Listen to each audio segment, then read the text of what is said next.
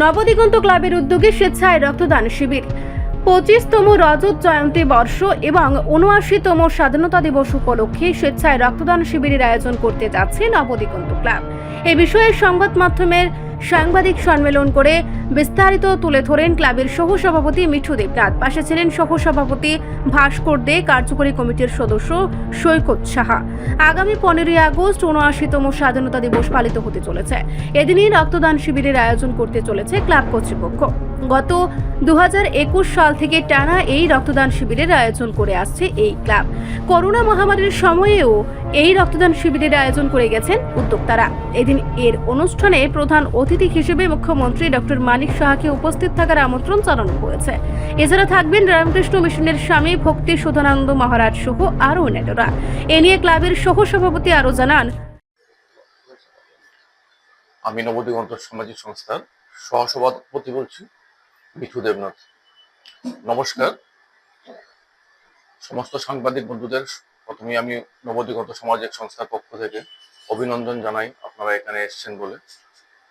আমরা 15ই আগস্ট 79তম স্বাধীনতা দিবসকে সামনে রেখে প্রতি বছরের ন্যায় এবছর আমাদের রজত জয়ন্তী রক্তদান শিবিরের আয়োজন করেছি। আমরা 2021 সন থেকে আমরা এই রক্তদান উৎসবের সূচনা করেছিলাম। টানা দীর্ঘ 25 বছর হতে চলল আমাদের এই রক্তদান শিবিরের। করোনা মহামারীর সময়ও যখন করোনা কাল চলছিল তখনও আমাদের এই রক্তদান শিবির থেমে থাকেনি। আমরা প্রতিনিয়ত চালিয়ে গেছি আমাদের এই রক্তদান শিবির।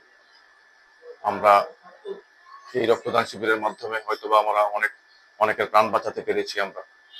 আমাদের এই রক্তদান শিবিরে প্রধান অতিথি হিসেবে উপস্থিত থাকার জন্য আমরা রাজ্যের মাননীয় মুখ্যমন্ত্রী শ্রী মানিক সাহা মহোদয়কে আমরা আমন্ত্রণপত্র পাঠিয়েছি।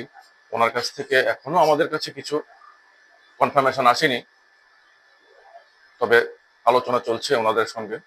এছাড়াও স্পেশাল অতিথি হিসেবে উপস্থিত থাকবেন রামকৃষ্ণ বিবেকনগর স্থিত রামকৃষ্ণ মঠ মিশনের সেক্রেটারি মহারাজ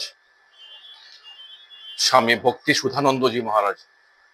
এছাড়া 34 নং এবং 35 নং ওয়ার্ডের কর্পোরেটর দুজন উপস্থিত থাকবেন, শ্রী তুষারকান্তি ভট্টাচার্য এবং শ্রী জাহ্নবী দাস চৌধুরী মহোদয়। এছাড়াও আমাদের একটা স্পেশাল উইংস আমাদের এখানে কাজ করে যায় রক্তদানের মাধ্যমে। এই বছর আমাদের 30 জন রক্তদাতা রক্ত দেবেন বলে সম্মতি জানিয়েছেন।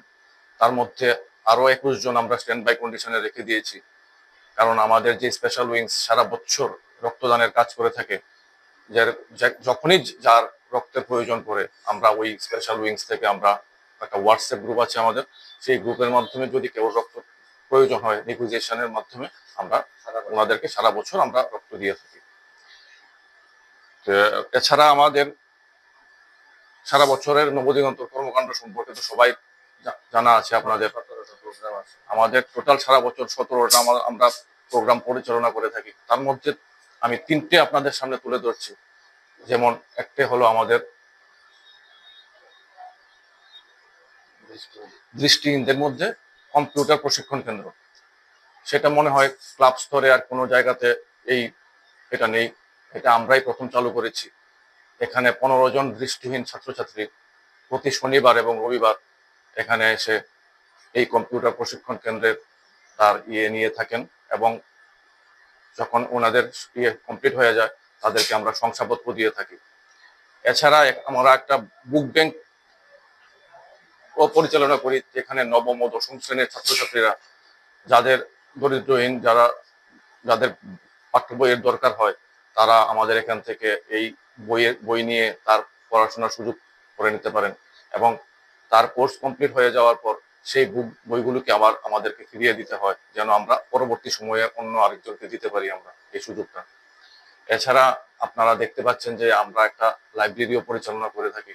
সেখানে প্রতিনিয়ত প্রচুর লোক এসে বই পড়ার মাধ্যমে তার আনন্দ উপভোগ করে থাকেন। এছাড়া সারা বছর আমাদের বিভিন্ন কর্মসূচি থাকে, সেগুলো আপনারা সবাই জানেন। রাখি বন্ধন, দুর্গাপূজা, শিশু উৎসব। আমাদের গত বছর আমাদের 25তম শিশু উৎসব আমরা পরিচালনা করেছিলাম। তো আমাদের সারা বছরে এইসব কর্মকাণ্ড আমাদের চলে থাকে। নমস্কার। কে আছে পরিচয়? আমি সহসভাপতি নবদিগন্ত মিঠু দেবনাথ। মিঠু দেবনাথ। আমি শ্রী সৈকত সাহা, কার্যকরী কমিটির সদস্য। আমি শ্রী ভাস্কর দে, সহসভাপতি নবদ্বীপ। রিপোর্ট সংবাদ প্রতীক্ষা।